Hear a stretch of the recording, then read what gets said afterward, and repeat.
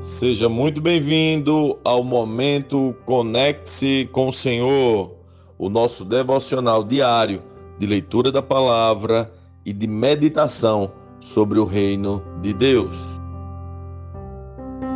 Hoje é o dia da extraordinária leitura de Hebreus, capítulo 7. Vamos juntos? Esse Melquisedeque era rei de Salém e também sacerdote do Deus Altíssimo.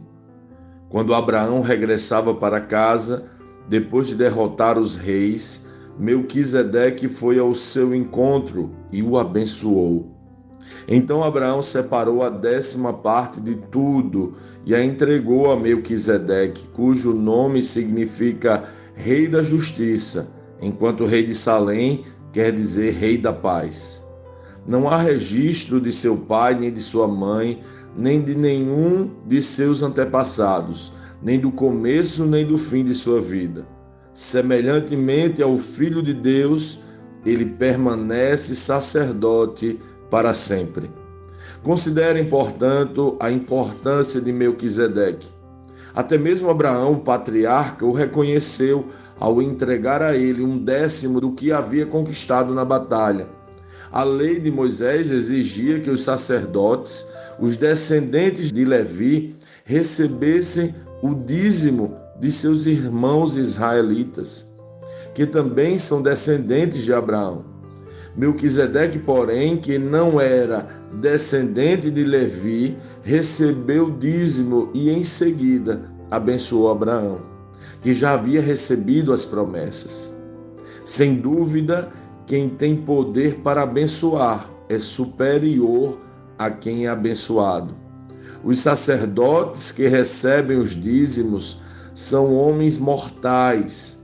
A respeito de Melquisedeque, no entanto, é dito que ele continua vivo.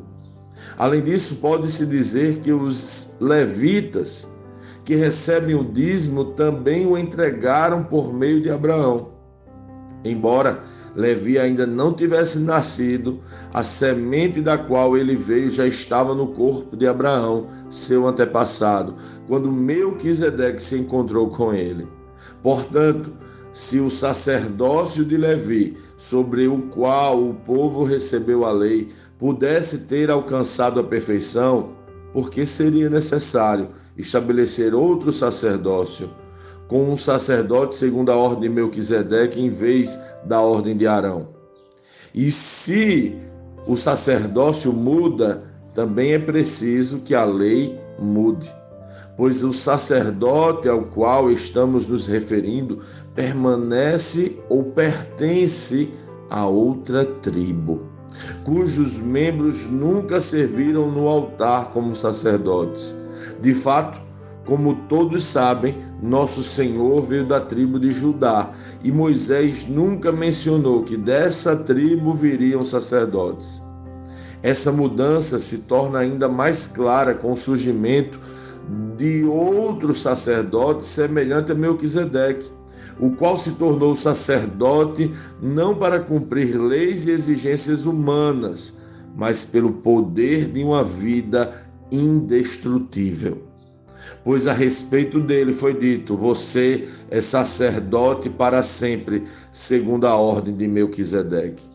Desse modo, o antigo requisito, por ser fraco e inútil, foi cancelado, pois a lei nunca tornou perfeita coisa alguma. Agora, porém, temos certeza de uma esperança superior, pela qual nos aproximamos de Deus. Esse novo sistema foi instituído com um juramento solene. Os outros se tornaram sacerdotes sem esse juramento, mas a respeito dele houve um juramento, pois Deus lhe disse: o Senhor jurou e não voltará atrás, você é sacerdote para sempre. Por causa desse juramento, Jesus é aquele que garante uma aliança superior. Além disso, haviam muitos sacerdotes, pois a morte os impedia de continuar a desempenhar suas funções. Mas visto que ele vive para sempre, seu sacerdócio é permanente. Portanto, ele é capaz de salvar de uma vez por todas aqueles que se aproximam de Deus por meio dele. Ele vive sempre para interceder em favor deles. É de um sumo sacerdote como ele que necessitamos, pois é santo, irrepreensível, sem nenhuma mancha de pecado, separado dos pecadores e colocado no lugar de mais alta honra no céu. Ele não precisa oferecer sacrifícios diariamente, ao contrário dos outros sumos sacerdotes, que os ofereciam primeiro por seus próprios pecados e depois pelos pecados do povo. Ele, porém, o fez de uma vez por todas, quando ofereceu a si mesmo como sacrifício. A lei nomeava sacerdotes limitados pela fraqueza humana, mas depois da lei, Deus nomeou com juramento seu Filho, que se tornou o sumo sacerdote perfeito para sempre.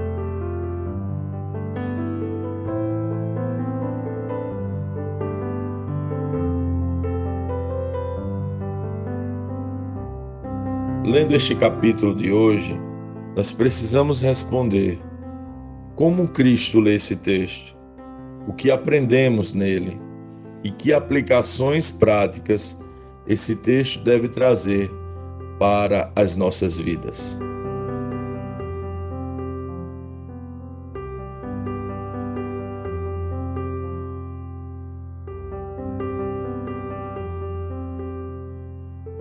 Jesus é o sumo sacerdote perfeito para sempre. Nele somos salvos porque ele apresentou um sacrifício não limitado por pecado, mas como é santo, irrepreensível, sem nenhuma mancha de pecado e colocado em mais alta honra no céu, apresentou em nosso favor um sacrifício pleno e perfeitamente capaz de nos salvar. O escritor aos Hebreus está demonstrando e ensinando para nós algo muito importante.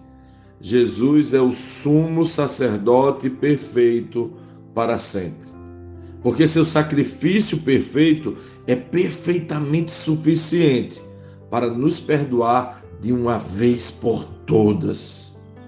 Na época da lei de Moisés, foi instituído sacerdotes da tribo de Levi que todos os dias apresentavam sacrifícios em favor do povo. Mas os sacrifícios deles eram limitados, visto que precisavam sacrificar por eles mesmos primeiro, pois assim como o povo, também eles eram pecadores. Percebamos que não há ninguém maior que Jesus. Não há ninguém a quem possamos recorrer além dele, porque simplesmente ele é o único que está além de qualquer sacerdócio humano. O escritor aos Hebreus apresenta uma argumentação para que os judeus entendessem a grandeza do sacerdócio do Senhor. Ele apresenta Jesus como sacerdote segundo a ordem de Melquisedeque. Melquisedeque foi chamado de sacerdote séculos antes de Moisés instituir o sacerdócio da tribo de Levi. Quando Abraão o encontrou, deu a ele os seus dízimos, séculos antes de existir menção de dízimos. É dito que esse Melquisedeque vive para sempre e, obviamente, figura o próprio Jesus que vive para sempre. Enquanto vigorava o sacerdócio limitado da lei de Levi, também vigorava uma lei limitada, a primeira aliança. Agora que vigora um outro sacerdócio, este ilimitado e perfeito, segundo a ordem de Melquisedeque, em Jesus Cristo, agora vigora também outra lei, que é também ilimitada e perfeita. Você entende isso? Isso é sensacional, porque antes vigorava um sacerdócio imperfeito e incapaz, que fomentava ordenanças que precisavam ser feitas e refeitas. Agora, um sacerdócio perfeito e capaz de fomentar graça e favor definitivo. Não é fabuloso saber que Jesus é sumo sacerdote eterno, que nos perdoou de uma vez por todas pelo seu único, supremo e eterno sacrifício? Eu fico maravilhado em perceber que Ele é perfeito e perfeitamente já nos perdoou dos pecados anteriores e dos pecados futuros. Jesus é superior a toda lei, a todo sacerdócio, a toda religião, a todo pecado, a toda limitação, a toda acusação. O sumo sacerdote perfeito. Portanto, neste novo sacerdócio, diferente do primeiro, há plena e perfeita confiança de salvação. Primeiro, porque o sacrifício não é nosso, mas dele, e já foi feito. Depois, porque ele é perfeito, e nesta perfeição já apresentou um sacrifício pleno e perfeito para nos salvar de uma vez por todas. Percebe que não são nossas ações? Percebe que não é a dimensão da nossa entrega ou da nossa oferta? É tudo ele. Agora, há de se pensar que se no sacerdócio limitado se entregava dízimo de tudo que se ganhava a esse sacerdote, o quanto nós devemos entregar de tudo que ganhamos a este superior sacerdote, que agora temos para todo sempre e que entregou tudo em sacrifício único, perfeito e eterno. Se para o fraco entregávamos 10%, o que entregaremos para o forte? Se para o imperfeito entregávamos uma pequena parte, o que entregaremos para o perfeito? Se fazíamos isso para o incompleto, o que faremos para o completo?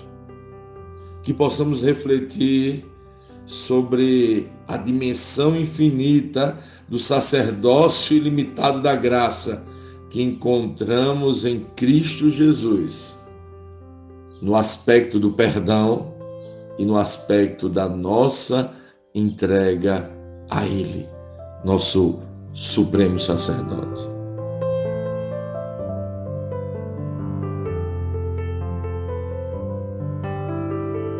Sim, que bom ter você neste devocional e poder compartilhar o Evangelho.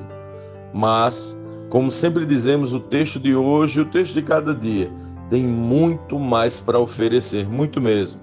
Nosso objetivo aqui é te influenciar a parar um pouco e ler o texto bíblico, pois acreditamos que 5 minutos de vida na palavra podem transformar completamente uma vida. Que Deus te abençoe. Leia, medite, comente, pergunte e adore o Senhor no seu lugar secreto. Conecte-se com o Senhor.